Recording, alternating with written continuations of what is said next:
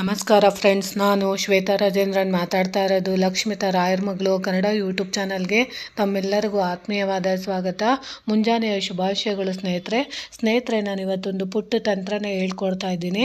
ಅದು ಯಾವೊಂದು ವಿಷಯಕ್ಕೆ ಅಂದರೆ, ನಿಮ್ಮ ಇಷ್ಟಾರ್ಥಗಳು ಸಿದ್ಧಿಯಾಗಲು ಯಾವುದೇ ಇಷ್ಟಗಳಿರ್ಬೋದು, ಆ ಇಷ್ಟ ನಮಗೆ ನೆರವೇರಬೇಕು ಅಂತ ಬಯಸೋವಂಥವ್ರು ನೀವು ಈ ಪುಟ್ಟ ತಂತ್ರನ ಮಾಡ್ಕೊಬೋದು. ಅದನ್ನು ಪ್ರತಿದಿನ ನೀವು ಮಾಡ್ಕೊಬೋದು. ಅದು ಯಾವ ರೀತಿ ಅಂತಂದರೆ, ಒಂದು ತಾಮ್ರದ ಲೋಟನ ನೀವು ತಗೊಬೇಕಾಗುತ್ತೆ.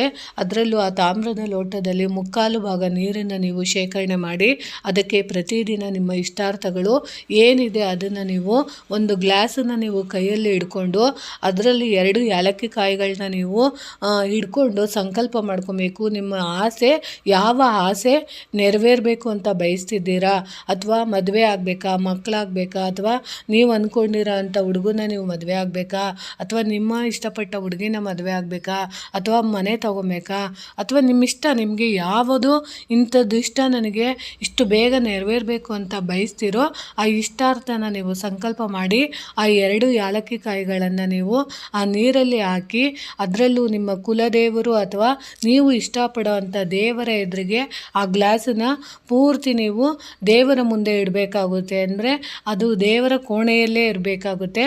ರಾತ್ರಿ ಹೊತ್ತು ಮಾಡಬೇಕಾಗುತ್ತೆ.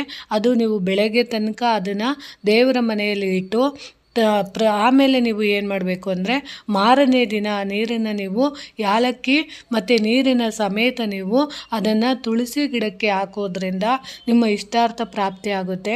ಇದು ತುಂಬ ಸರಳವಾದದ್ದು. ಬಟ್ ಇಲ್ಲಿ ಏನು ದುಡ್ಡು ಕಾಸು ಏನು ಖರ್ಚು ಮಾಡಬೇಕಾಗಿಲ್ಲ. ಇರೋ 2 ಆ ಏಲಕ್ಕಿ ಕಾಯಲ್ಲಿ ನಾವು ಪುಟ್ಟ ತಂತ್ರನ ಮಾಡಿಕೊಂಡಾಗ ಅದು ಖಂಡಿತವಾಗ್ಲೂ ನಮ್ಮ ಇಷ್ಟಾರ್ಥಗಳನ್ನ ಸಿದ್ಧಿ ಆಗೋದಕ್ಕೆ ಅನುಕೂಲ ಮಾಡಿಕೊಡುತ್ತೆ. ಅಂದರೆ ನಿಮಗೆ ಇಷ್ಟ ಆದರೆ ಖಂಡಿತವಾಗ್ಲೂ ಇದನ್ನು ಒಮ್ಮೆ ಟ್ರೈ ಮಾಡಿ, ನಿಮ್ಮ ಇಷ್ಟಾರ್ಥಗಳು ನೆರವೇರುತ್ತೆ ಅನ್ನೋದನ್ನ ನಾನು ನಿಮಗೆ ತಿಳಿಸ್ಕೊಟ್ಟಿದ್ದೀನಿ.